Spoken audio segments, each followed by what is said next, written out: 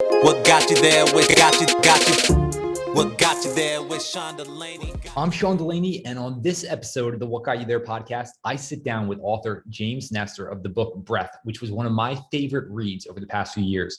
James and I dive deep on the research behind breathing, how we can take back better health through our breath, how we can get better sleep, how we can repair so many of the health issues battling so many of us today. So if you're interested in high performance, you are going to love this episode with James Nestor. James, welcome to What Got You There. How are you doing today?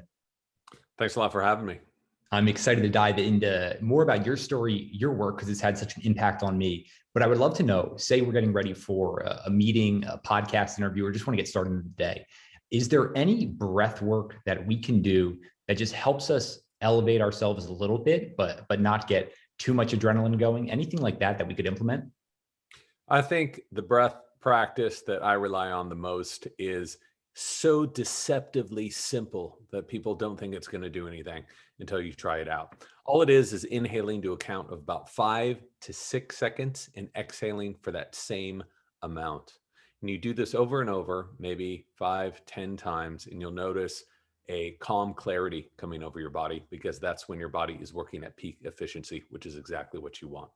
What is it about that specific 5 second to 6 second timing that's so impactful? It synchronizes the different systems of the body into a state of coherence, which is why it's called coherent breathing. And you can see this if you have a heart rate variability monitor. You can see it by looking at your blood pressure as well. Your heart rate goes down, more circulation comes to your brain, and your body enters this state of balance. And it's so simple. It takes just a few seconds to start feeling that. And what I love about it as a science journalist is it's measurable. You can see the data instantly. What you mentioned doing that for a few minutes. What about extended time periods? Are there additional benefits to that, or after a few minutes, you should be good? There's no such thing as having too much peak efficiency in your body. So you can do this as long as you want. What you want to not do is to push it. A lot of us tend to learn something and then want to do it 24 hours a day all the time. If you're not doing it, you're going to beat yourself up. Don't think about breathing like that. Start slow. Start with 3-second inhales, 3-second exhales, then increase the amount of time. You don't want your body to be taxed while you're doing this. The point is to restore yourself and to get balance. And that's exactly what this breathing practice does. Yeah, a lot of us, me included here, have that tendency to just, when we hear about something new, let's just push it to the max. Let's rev that up. So it's certainly reassuring hearing it from an expert like yourself that that's not always the best way to go. Usually that's not the best way to go. I would love, because for me, foundationally, one of the big things was just more awareness around breathing through the nose as opposed to the mouth. And I got exposed to Brian McKenzie, got to do some work with him a few years ago. And he really got me into nasal breathing during workouts. I think your work has just transcended that for me and really shed more light on the benefits of breathing through the nose as opposed to the mouth more consistently, and especially now when I sleep. I would love for you to dive into the big differences between nasal breathing versus breathing through the mouth, and then we can dive into some more specifics there.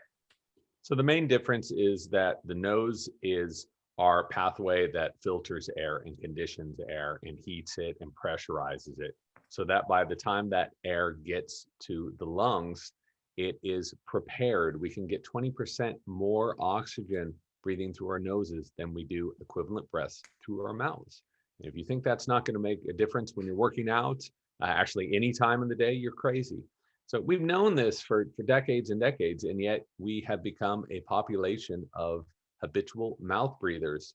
Elite trainers like Brian McKenzie, whom I know, and Patrick McEwen, they've been saying this stuff for years and years. And now people are just starting to really latch on to it. So when we breathe through the mouth, we don't have any of those structures that the nose has in our mouth. So we're unable to pressurize air. We're unable to filter it with all of the tissues and hairs we have in our nose. So that air just goes straight in. And a lot of people think, oh, I get more breath more easily that way. That's always a good thing. It's not. You want to control that breath. It's about the quality of the breath, not just the quantity.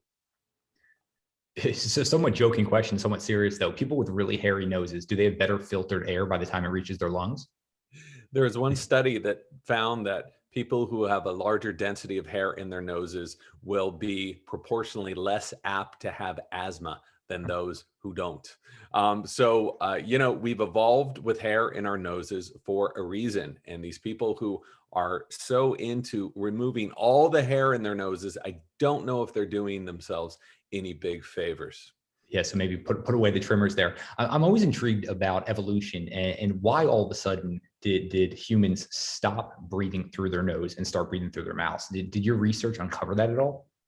It wasn't all of a sudden. So this was a very gradual process. So I never thought when I was researching and writing a book about breathing that I would be spending so much time looking at ancient human skulls and hanging out with biological anthropologists and dentists. That's just not where the path was going to be leading me, or at least that's what I thought. But I wanted to understand the core issues behind why humans have become the worst breathers in the animal kingdom, which is very true. And all you need to do to learn and understand that is to look around, is to look in the mirror, is to look at all of the people that you know who have asthma, who snore, who have sleep apnea, who have chronic sinusitis, on and on and on. We're completely messed up. So in order to find that core problem, you have to go back in time.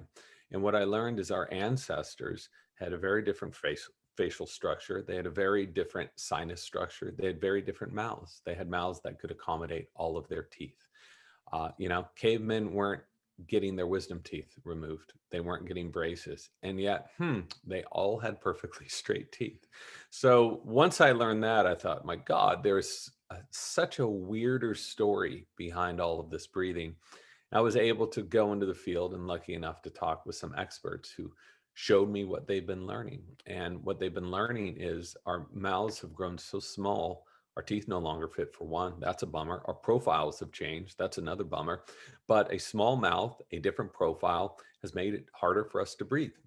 That means we have a smaller airway, which is why so many of us are suffering from so many chronic respiratory issues. So I think it's important to look at the past as a prologue to the future on how to base ourselves, how to create change in the future. If we weren't messed up before and we're messed up now, what happened and how do we change that? Speaking about the past to understand the future, I'm curious, how did you even get involved and interested in breath to begin with? Well, I was not seeking out a book idea, and I especially was not seeking out a book idea based on breathing. There are hundreds of books on breathing. I bought some of them, how to breathe really fast, how to breathe really slow. You can buy books on pranayama that have 400 different breathing techniques, all with these crazy names and these very intricate details of exactly how to do them and specifically when, what times of the day. So I thought that I was like, I don't want to write a book about that. That's already been done. And until I started learning these deeper stories behind it. So, that's not a good answer to your very direct question here, but it was a number of things. It wasn't one thing where I said, aha, I'm writing a book about breathing. It was so many things that happened after so many years, until I realized. I came to my agent. I said, I think there's a book here. And she said, a book on breathing, forget about it. I spent another 6 months on it, came back. She said, okay, maybe there's something here. Yeah, well, I don't even think we necessarily need direct answers, and that's almost one of the things I love, right? I know there's a lot of creators that listen and they're thinking, all right, when are there enough signals that I actually dive all in and put the dedicated time you need into an effort like a book? For you, are there certain metrics that you've used even for your past books, or is it just kind of just a subconscious intuition of, you know what, there's enough here, I'm going to dive all in? Hmm. Yeah, I've done enough books and written enough to know that books will destroy you. They will destroy your life. They will destroy your body because you're going to be sitting either on airplanes, in my case, in the back and coach, or you're going to be sitting in front of a computer or in front of a Starbucks in Oklahoma City for 5 hours waiting for a connection. So it has to be something that you are willing to make that sacrifice for. And by that, it has to be something you are absolutely passionate about. So no one I know has gotten into writing for the money. Okay, the money sucks. You can go into so many other fields and make 20 times as much cash for less effort. But we do it for another reason, is because we're curious people. And if we can fuel that curiosity, if we can learn more, then that's great, because I, by nature, am a very curious and questioning person. If it happens to be that you find a subject that other people are curious about and you can answer some of their questions, then that's the most beautiful thing, right? You're the messenger for this information. And what a great relationship to have with a reader, to take them into the worlds that you've been taken into and work as sort of a chaperone to these different subjects, and to be totally objective and honest in the process. And that, to me, is another thing that I think is very important. I don't want to pick a subject that I have a preconceived notion about. I don't want to pick a subject that I already have very strong beliefs around. I want to pick a subject that I know nothing about, so I can truly be objective. I have no, skin in the game on either side of these controversial issues. All I want to know is what works. And I think a lot of readers have that feeling as well. They're approaching subjects like that. And it's so hard. It's getting a lot harder today to find information that is objective like that. So I think that the main thing is the passion for it. Is this something I want to dedicate 5 years, every single day, every single night, that I'm going to be dreaming about?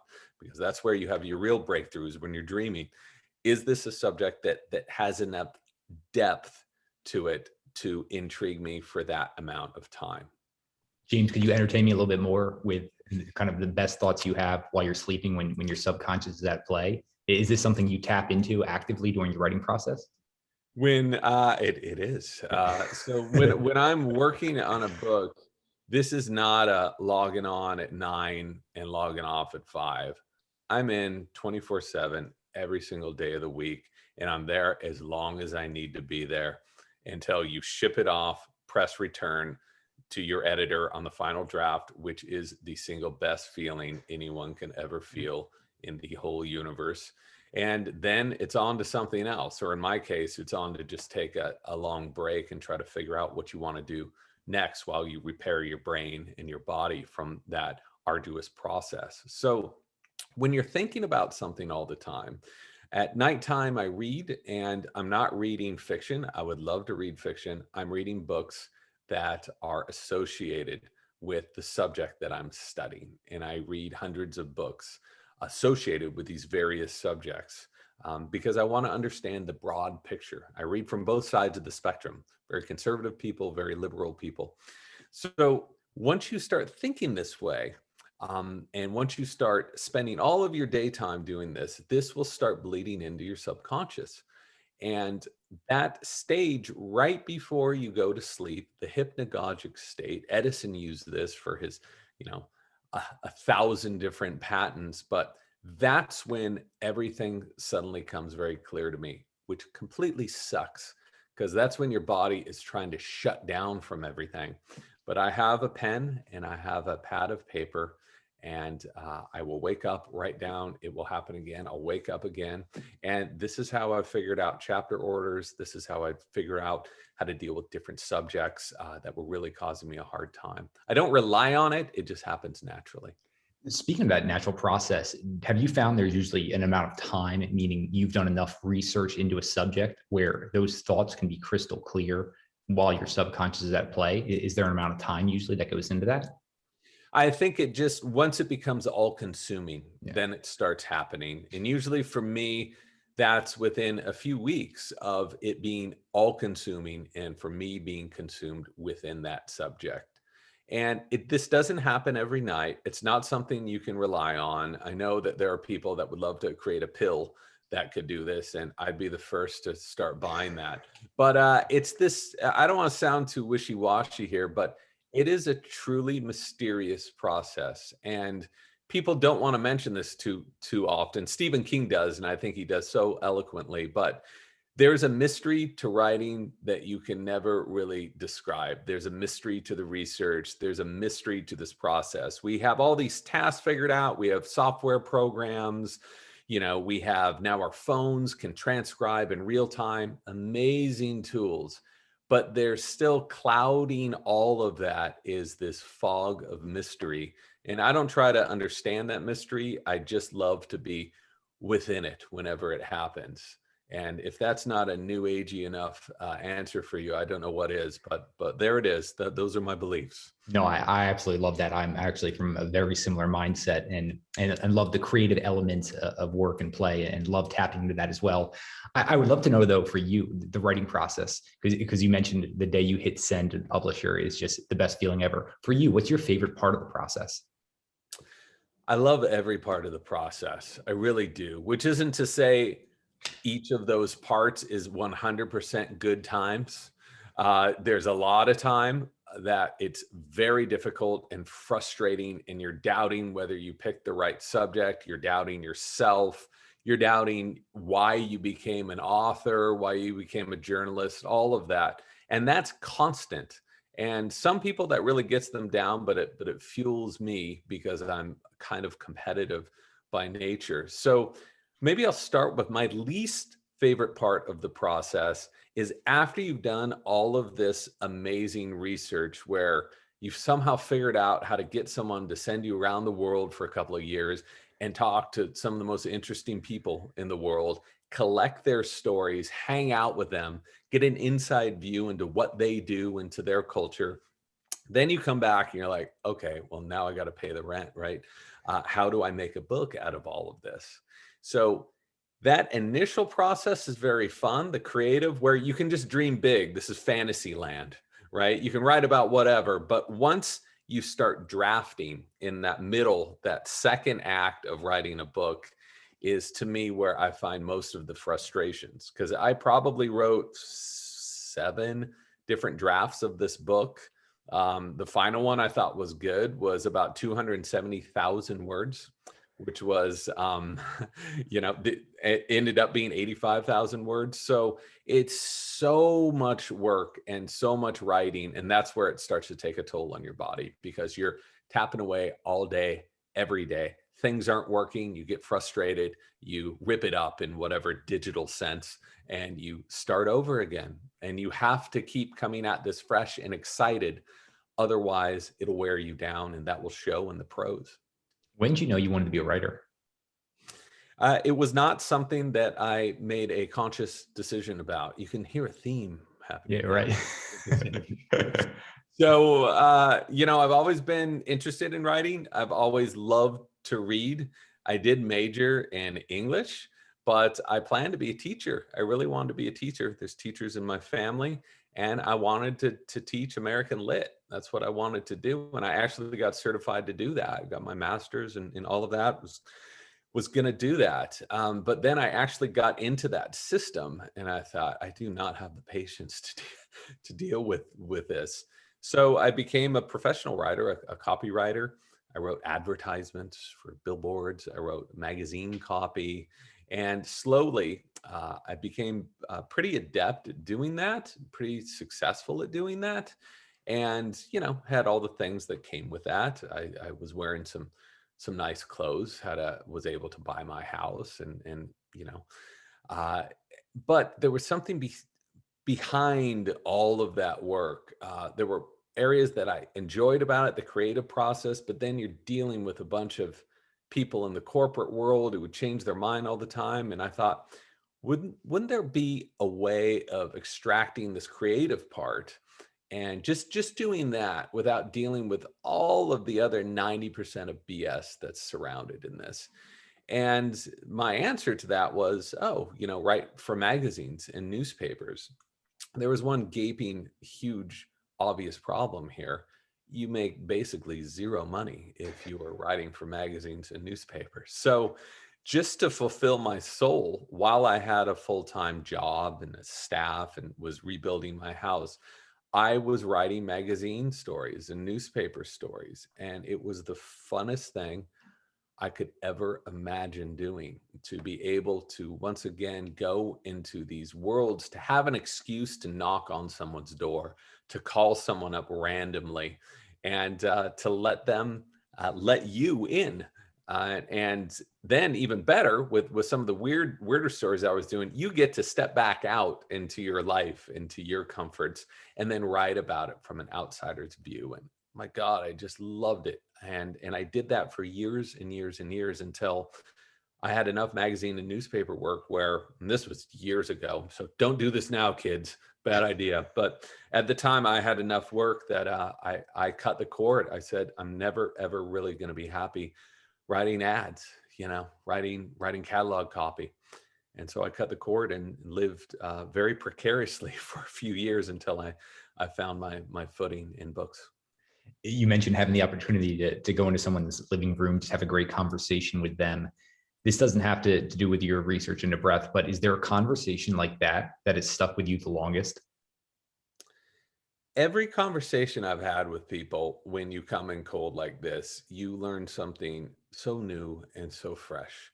And I realize how cliched this sounds, but I'm doing a bit of prep work. This isn't some random dude on the street, at the bus stop. These are people who have already done something that's interesting enough to garner my attention or an editor's attention. So you've really handpicked some of the more interesting people to talk to, but these people are often very cagey at the beginning. So it's your job to comfort them. And in my case, to comfort them and say, hey, I'm not going to slander you. I'm not coming here to smile and be nice and then write some BS piece at the end of it. I'm just curious. So I'm going to tell everyone what I see, but I just want to learn your story. And I love to hear these stories, and they're ceaselessly fascinating to me. So, I won't say one in particular. There's always surprises everywhere you go. And there were more surprises with this book than I've ever had in my life, as far as these interviews with people and all the left turns it took. Yeah, was there a surprise that came out of the research for breath that you just had you dumbfounded, that you were just sitting there shaking your head saying, I cannot believe this is true? Well, yeah, there were so many, and that's why that book is like, at least some of the stories to me, I was like, cool, yeah, this is scientifically impossible. No one is ever going to believe this. Then you look at the science and then you measure it, and it's 100% true, and it's been true for decades, and no one's been talking about it. So, a few examples are this 92-year-old French guy who had chronic lung inflammation when he was growing up. And his lungs were going to be removed. Parts of his lungs were going to be removed until a missionary came in and said, there's this thing called yoga. You should check it out. He not only recovered 100%, but he developed this superhuman ability to heat himself up in the snow. And he's like the Wim Hof before Wim Hof. His name is Maurice DeBar, still alive right now. So, and to be able to talk to people like that and say, well, why aren't you on the front cover of the New York Times? Not everyone's interested in being on the front cover of newspapers or on Instagram. Some people are just interested in doing what they're doing. So that's what I learned, is not everyone's on the internet either. You have to dig in so deep to find the real stories, to find the story behind the story and the person behind that story. And that's what I love to do. I absolutely love to go rooting around. Yeah, speaking of rooting around, I know you understood how this impacts athletic performance and things like that. I know we have a lot of sports, either coaches or even just sports players that listen, and they would love to hear some more specifics around this. So I'm wondering, obviously, as we're exerting ourselves, our breath seems to get more rapid increase, kind of that. Are we doing ourselves a disservice by over breathing during times of elite competition? Should we try to slow that breath down, or is the speed of breath really important for us? You should be breathing in line with your metabolic needs. Most of us breathe well over that, just like how most of us eat too much, right? We breathe too much as well. We've known this for decades and decades and decades.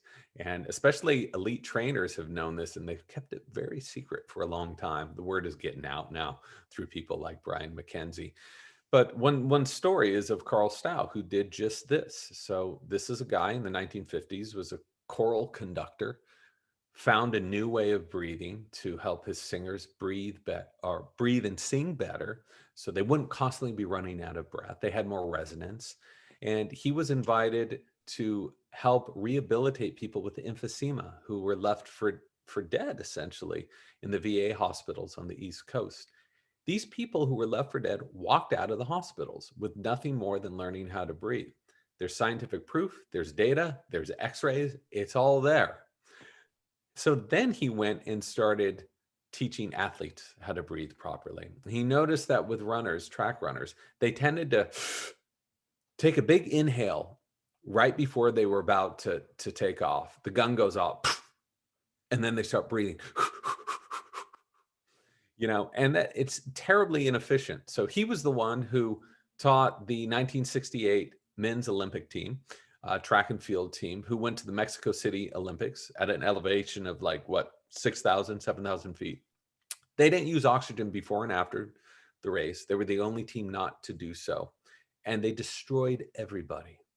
And they said that they were able to do this because they understood the power of their breathing, specifically the quality of their breathing over the quantity. And this is something that right now is starting to sweep into training. I'm amazed that it took so long. But again, the science has been there, proving that it works. And you talk to these people who have adjusted their breathing, gone to nasal breathing, who have learned how to breathe more slowly. And their performance increases dramatically. The recovery is cut in half. And Brian McKenzie can tell you all about this. This is what he does every single day.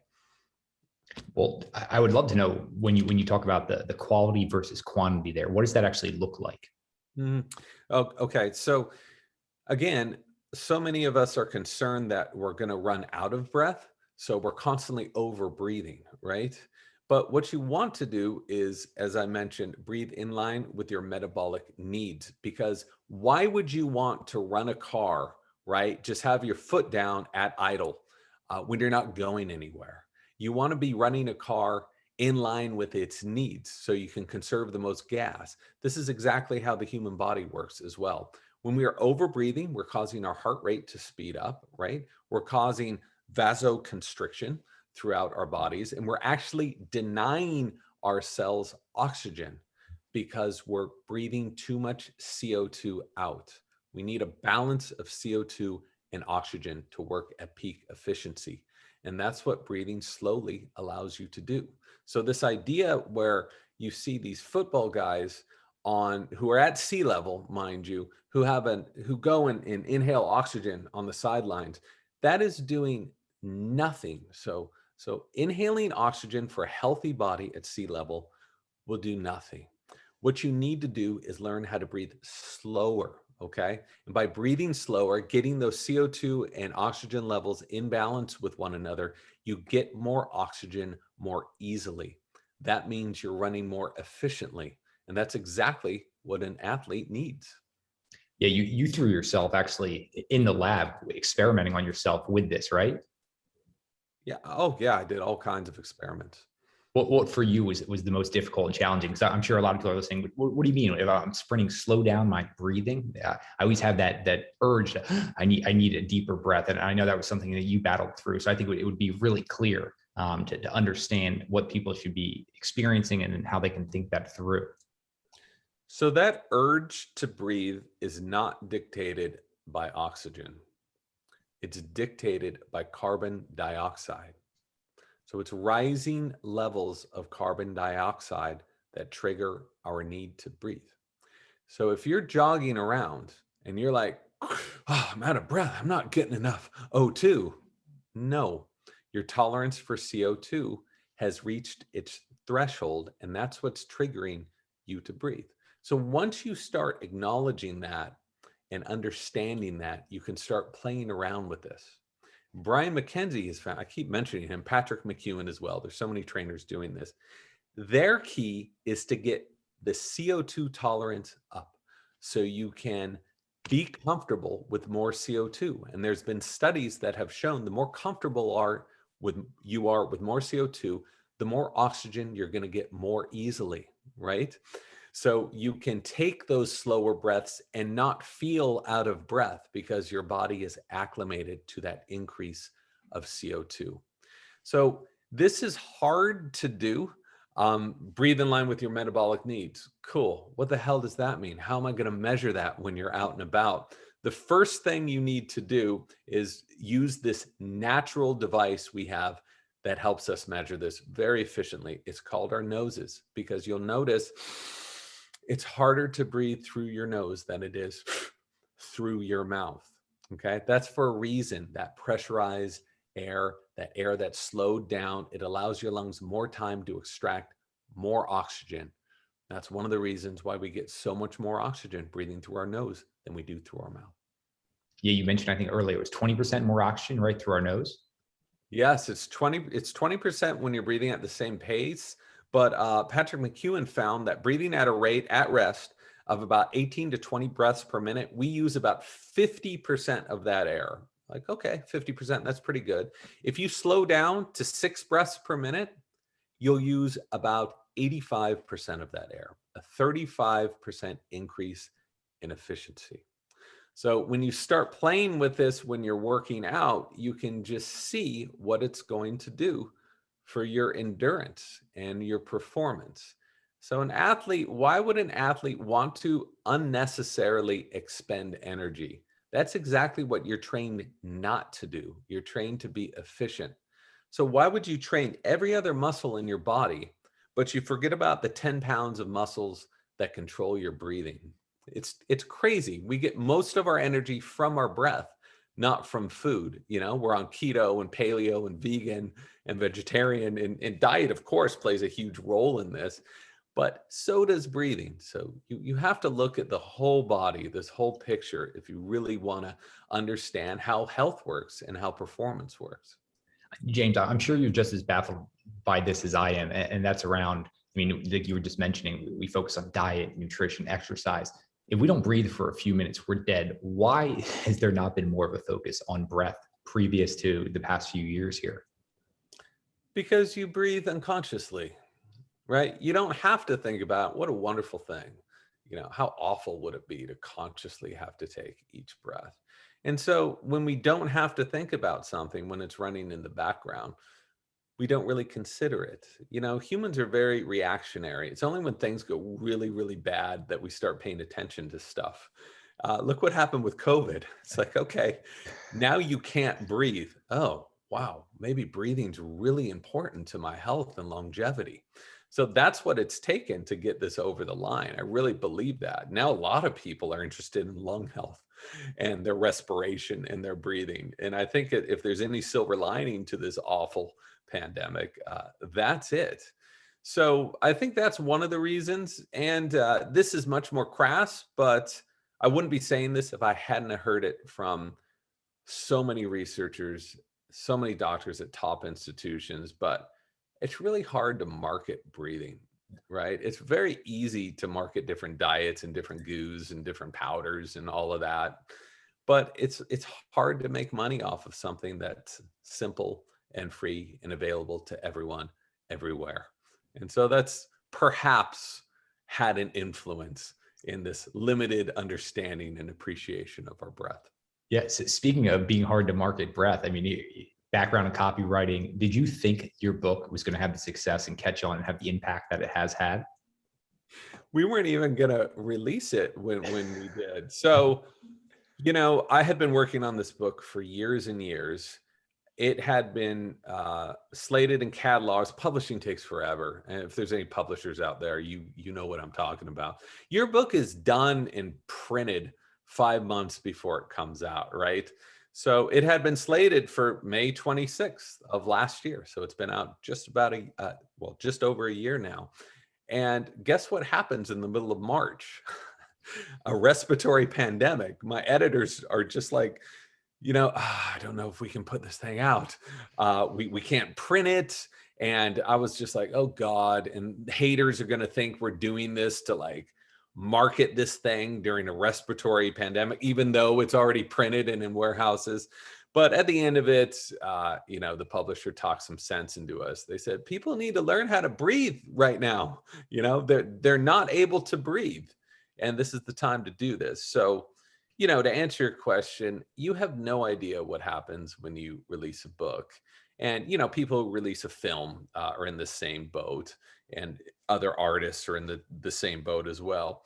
So I was predicting absolutely zero was going to happen. I thought maybe in a year, once things got to normal, I'd be able to go out and tour and be able to get the word out about this. But, you know, that was a scary time in the world. It was a very scary time for me professionally.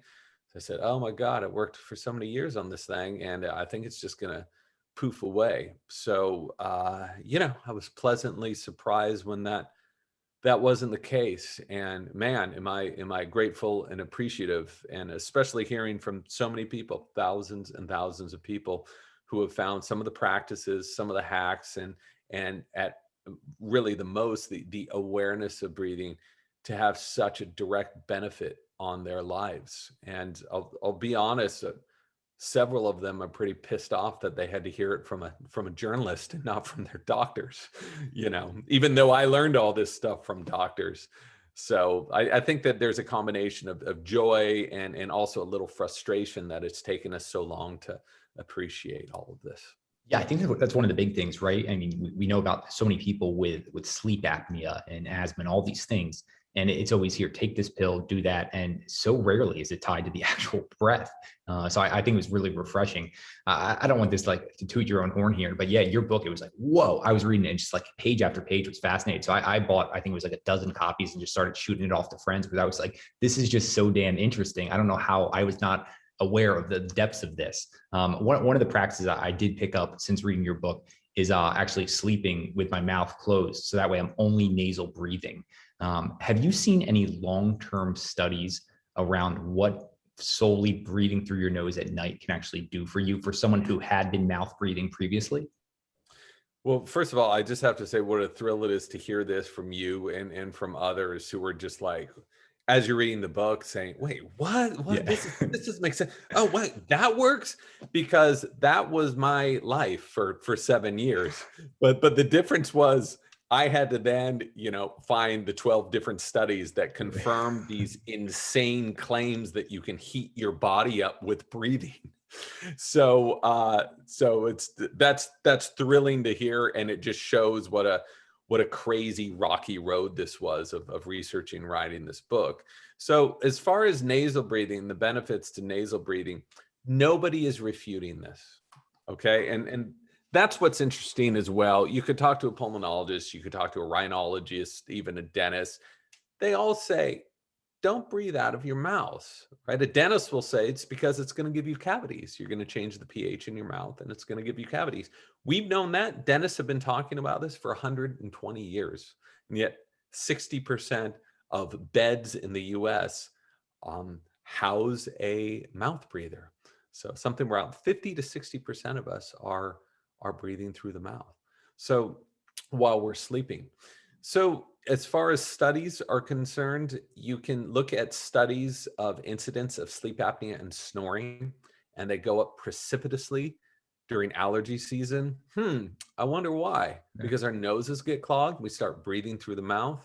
You can look at my kooky experiment at Stanford. It's only an N2 experiment, which should mean nothing. But if anything, it was just buttressing what we already know about nasal breathing and mouth breathing and what has already been studied. And it's that when you're breathing through your mouth at night, and then gravity is working against you and your head is down, your airways are going to get smaller. The tissues at the back of the mouth are going to become flappier, and it's going to make you more apt to sleep, to snore, and in some cases to have sleep apnea, because your mouth is open and your tongue is rocking back to the back of your throat. So just by simply closing your mouth and breathing through your nose, I found I went from forced mouth breathing in that experiment for 10 days to forced nasal breathing. While I was mouth breathing, I went from not snoring and having sleep apnea at all to snoring throughout half the night and having sleep apnea. And nasal breathing, it all went away. I cannot tell you how many hundreds and hundreds, thousands now of people have written me who have had this exact same experience. And again, they're pissed off that it took so long for them to hear it. There are 2 studies that are right now booting up, which is really exciting. At Stanford, Dr. Ann Kearney is booting up a study of 200 people looking at sleep tape and snoring and sleep apnea. And there's also one that's starting with some researchers associated with Harvard. And this is an easy, simple hack that you can do. And they are going to measure across wide populations just how effective it is. Can't wait to see the research come back from that. Obviously, assuming that's going to be more positive and just reinforcement there for more nasal breathing. I know a few minutes ago you were mentioning about the timing of the book coming out with COVID and all of these stressors around it. A lot of people, a lot of stress, anxiety. Are there different techniques that you've implemented for people who all of a sudden are just feeling overwhelmed, anxiety, having some stress that can just kind of help regulate themselves a little bit better? Sure. So I didn't know that breathing was directly associated with anxiety and with panic and even depression and anorexia. Who would have thought this? Until I talked to two psychologists, one of whom is a neuropsychologist at the Laureate Institute of Brain Research. That's where he was when I interviewed him. And they explained to me that populations with anxiety and panic and all of these other fear-based disorders traditionally breathe way too much. We know this because you can look at their carbon dioxide and see their carbon dioxide levels are very low. They're off-gassing too much CO2. When you constantly breathe too much, not only are you creating an imbalance of CO2 and oxygen, is you are sending constant signals to your brain that you are stressed. So 80% of the messages between the brain and the diaphragm, the body here connected through the phrenic nerve here, are from the body to the brain. So the body is telling the brain what is going on for the majority of the time, right? So if you are over breathing and your diaphragm is constantly moving up like this, these are just signals pinging your brain that you are in a state of stress.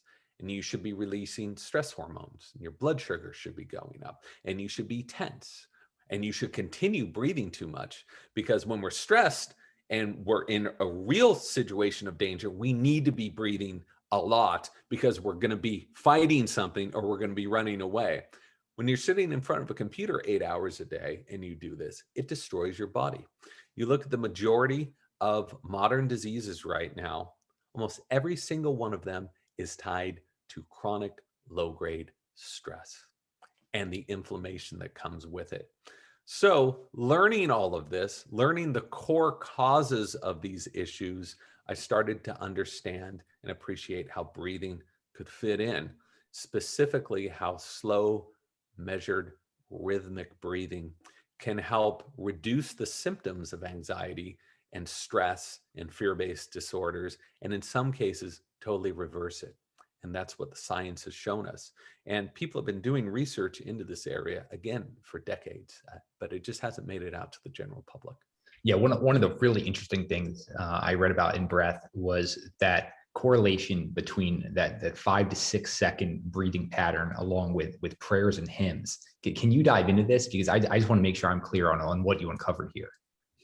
I was just talking to Dr. Richard Brown at Columbia about all of this. So he was one of the pioneers in this breathing technique called coherent or resonant breathing. And it was really spearheaded by some Italian researchers who were looking at the Italian prayer cycle of the Rosary, the Catholic prayer cycle, and they compared it to Om Mani Padme Hum, which is a Buddhist mantra.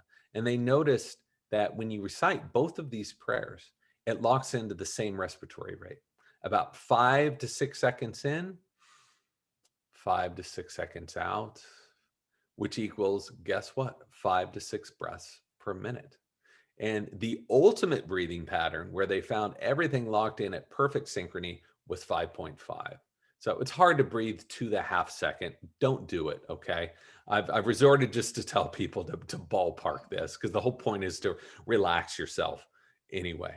So you don't need to pray to get these benefits of breathing this way. You can just breathe this way anytime. And when you do, your blood pressure goes down, your heart rate goes down, and that stress that was completely controlling your body tends to go away. And it tends to go away because your diaphragm is no longer sending these emergency reactive signals. It's sending signals to your brain to relax and calm down.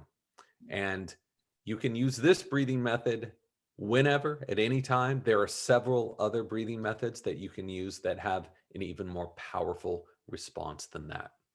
How should we think about our breath specifically around the lungs. Like if we're picturing our lungs as a balloon, when we're taking this 6-second inhale, should we be trying to fill that up? And then the same thing when we're exhaling, should we really try to constrict that lung to completely deplete itself with oxygen?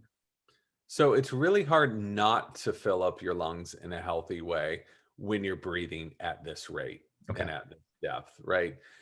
So again, I want to steer turbo Westerners, and I include myself within this group, away from just wanting to kick your breath's ass after listening to this podcast.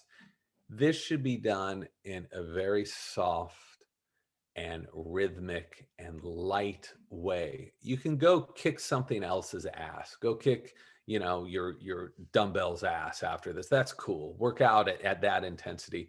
Breathing should be done in a very light way. The lungs are very delicate, right? The tissues are delicate, and you don't want to overdo this stuff too soon. So by virtue of the pace, you will be breathing deeper. And the ultimate goal of this is to really expand your lung capacity. As we get older, our lung capacity shrivels up. It's so sad.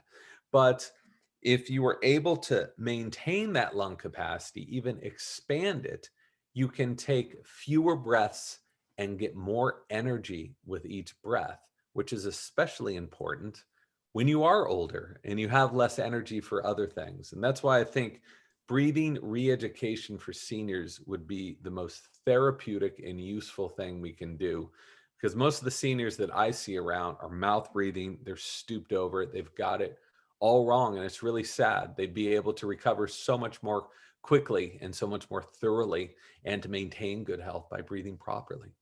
Yeah, you even came across some interesting research around lifespan and overall lung capacity, right?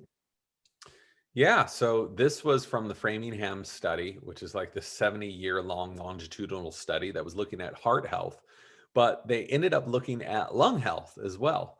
And they found that the people who lived the longest had the largest lungs. So the people who lived the shortest had the smallest and sickest lungs.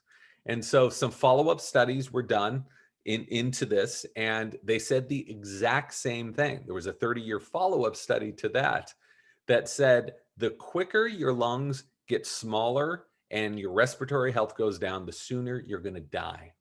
And they even found with lung transplants, if patients had been transplanted with lungs that were on the smaller side, they would die sooner than those who had lungs of normal or larger size. So no matter how you get this lung capacity, you can, I guess, go out and get a transplant if you're into that kind of thing. But most of us don't need that. We just need to breathe properly. And what is yoga but a technology of stretching and expanding your lung capacity? Duh, we've known this for thousands of years.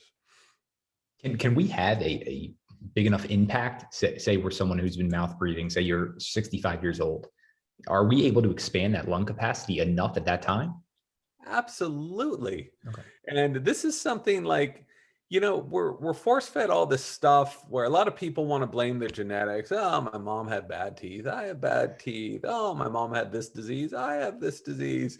But we're not predestined to be, riddled with all of these chronic diseases that everyone else has. And lung capacity is one of those things. It's so sad that you look at these charts, they say after age, 30, right around 30, we start losing lung capacity. By the time we're 70, we have the same lung capacity we had when we're 16 years old, right? That's how it happens if you don't do anything about it. But go look at free divers. These are people through the force of their own will and their own breathing have expanded their lung capacity in some cases twice the size of average adult males and a third larger than average adult females. And many of my friends have these enormous lungs because they train themselves to do this. So there aren't a lot of organs we can do this with. Good luck doing that with your kidney, right? Or your liver. But you can do that with your stomach, unfortunately. But you can also do it with your lungs. Our lungs are malleable. And the key is to make the rib cage and those intercostals flexible and to keep them flexible so that you can breathe more easily. Yeah, anyone who's more interested in the free diving, your book Deep, I read this a few years ago, which is fascinating as well. I know you uncover a lot of the science behind that, and then also what's at play in the ocean, the water, a lot of these other things. Very interesting work. So I know this is more around your book Breath, but I highly recommend that as well. But just speaking of this, I mean, like, what's at the core of you? I know you've mentioned just how curious you are. Like, what's driving the decisions behind these things you go after? Is it intuition, what you were talking about earlier?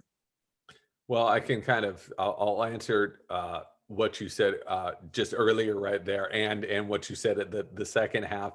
So just speaking of deep, you think when you write a book, and that book's been out six years, 6.5 years or something, it's been out for a while, right?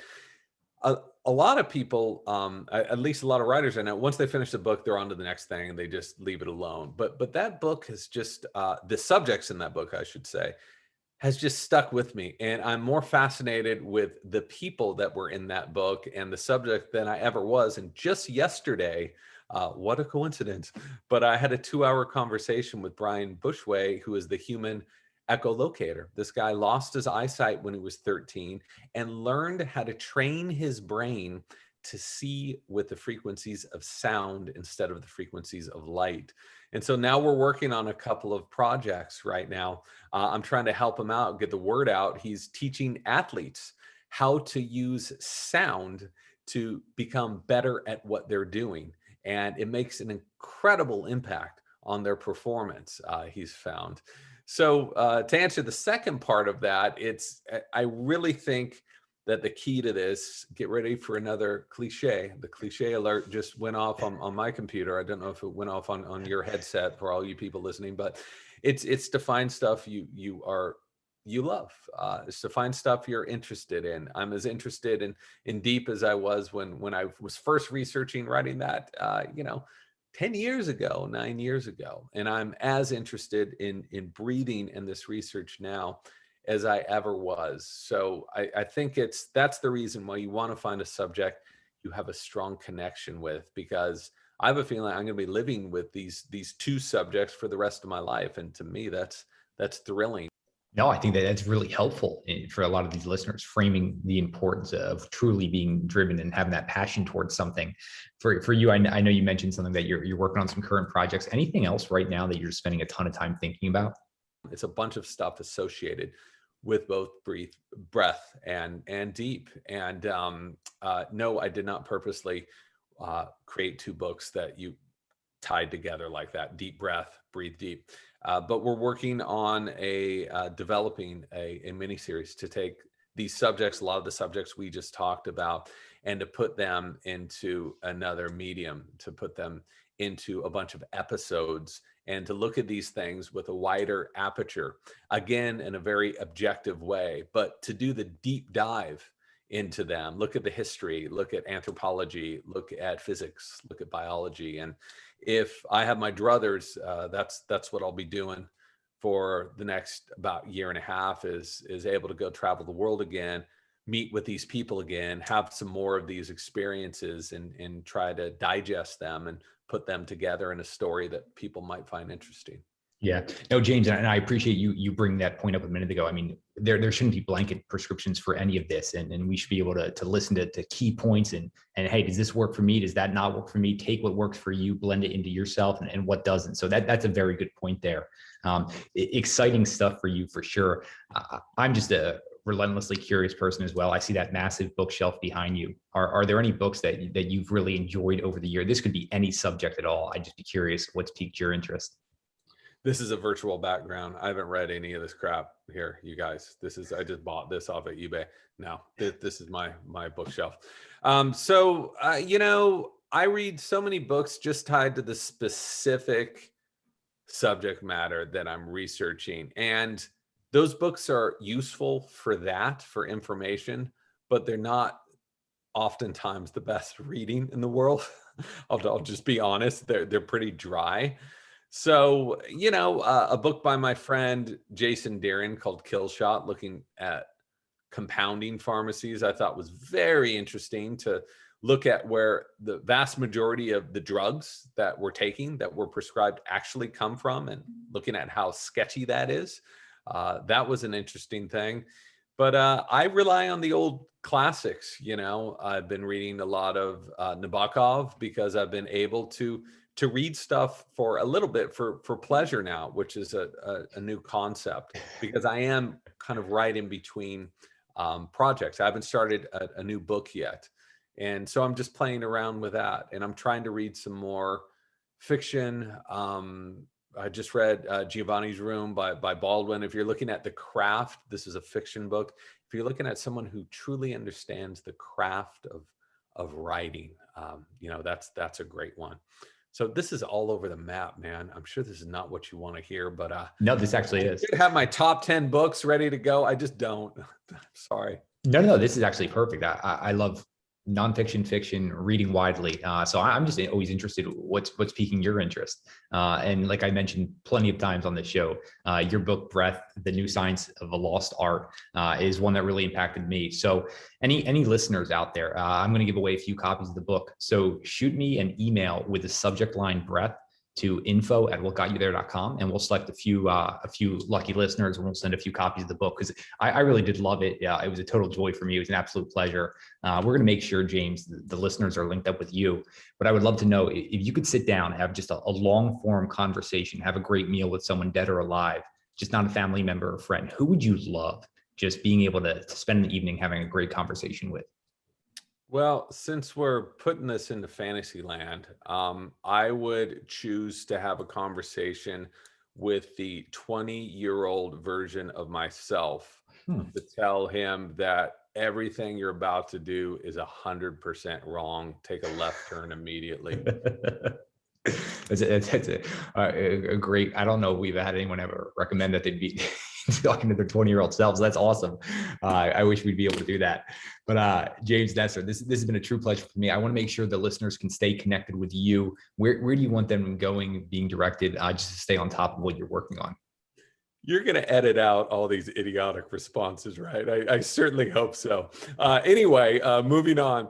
Mr. James Nestor, you put an MR in front of that because some jerk in Michigan took jamesnestor.com. So mrjamesnestor.com. I have all of the scientific references to the book up on the site. So my publisher allowed me to do that, because a lot of you are sitting around saying, this guy is so full of crap. Look at the references before you make up your mind. There's videos on there. There's interviews with professors at Harvard and breathing experts as well. It's all for free. It's all on the website. And I'm trying to get better at this Instagram thing. I actually hired someone just yesterday to do this because I'm old and hate it. And my handle is Mr. James Nestor. And I'm only posting things related to breathing or the science therein. Fantastic. Well, James Nestor, I can't thank you enough for joining us on What Got You There. Thanks a lot for having me. DeLaney.